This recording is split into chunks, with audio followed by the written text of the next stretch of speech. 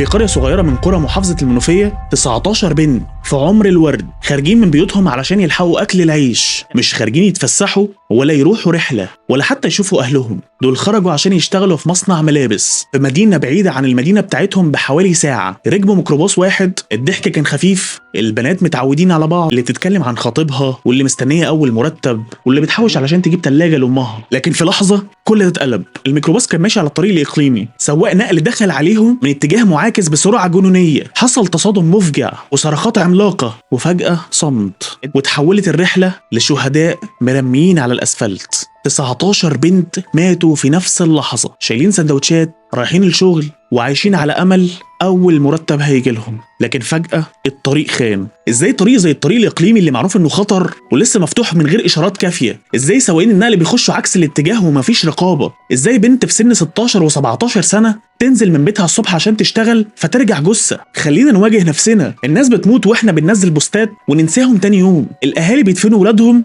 واحنا نرجع للروتين. بس فين التغيير؟ فين الوقفة؟ انت لو بتسمعني دلوقتي شارك القصة مش عشان الترند، شارك القصة علشان نحمي اللي جاي. والسكوت هو جريمة والصوت أمل.